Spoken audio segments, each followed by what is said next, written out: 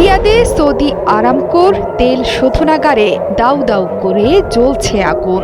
এখানেই সৌদি আরবের বিশ্বাসঘাতকতার চূড়ান্ত প্রতিশোধ নিয়েছে ইরান।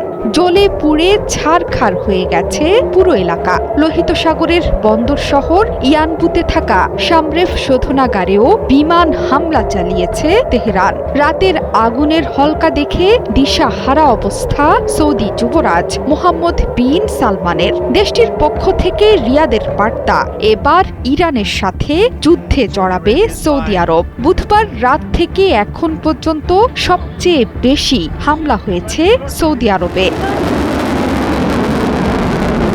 শুধু রিয়াদ নয়, দেশটির পূর্বাঞ্চলীয় এলাকা জুড়ে 17টি ড্রোন এবং 2টো ব্যালিস্টিক মিসাইল ছুটে এসেছে। যুদ্ধ শুরুর পর থেকে দেশের পূর্বাঞ্চলীয় এলাকায় প্রতিদিনই তাণ্ডব চলছে ইরানি ড্রোন আর মিসাইলের। এর আগেও রাশতানুরায় আরামকোর তেল শোধনাগারে হামলা চালায় ইরান। এর বাইরে প্রতিদিনই সেখানে যাচ্ছে ড্রোন আর ব্যালিস্টিক মিসাইলের বহর।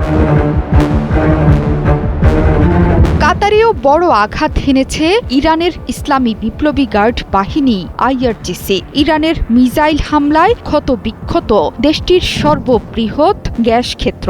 বৃহস্পতিবার ভোরে রাস লাফান জ্বালানি কমপ্লেক্সে আঘাত হেনেছে ইরানি ড্রোন আর মিসাইলের বহর। এতে তুমুল ধ্বংসযজ্ঞের ঘটনা ঘটলেও হতাহতের খবর পাওয়া যায়নি। প্রতিরক্ষা মন্ত্রণালয় জানায়, ইরানের মিসাইলগুলো রাস লাফান ইন্ডাস্ট্রিয়াল সিটিকে লক্ষ্য করে ছোড়া হয়েছে। এর মধ্যে আগুন নিয়ন্ত্রণে আনার খবর দিয়েছে কর্তৃপক্ষ।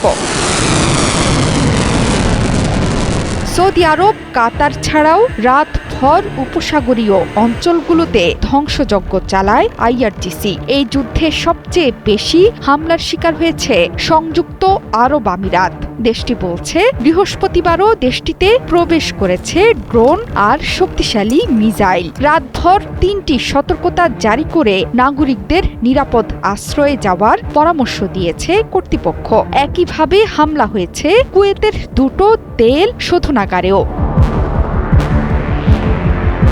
বুধবার ইরানের অভ্যন্তরীণ জ্বালানি শক্তির সবচেয়ে বড় উৎস এবং বিশ্বের বৃহত্তম গ্যাস ক্ষেত্র সাউথ পার্স গ্যাস ফিল্ডে হামলার পর উপসাগরীয় অঞ্চলে যুক্তরাষ্ট্রের সাথে সংশ্লিষ্ট তেল ও গ্যাস শোধনাগারগুলোতে আঘাত হানার হুমকি দেয় আইআরজিসি। এরপরই তেল সমৃদ্ধ দেশগুলোর জ্বালানি ক্ষেত্রকে লক্ষ্যবস্তু করে ইরানের সামরিক বাহিনী।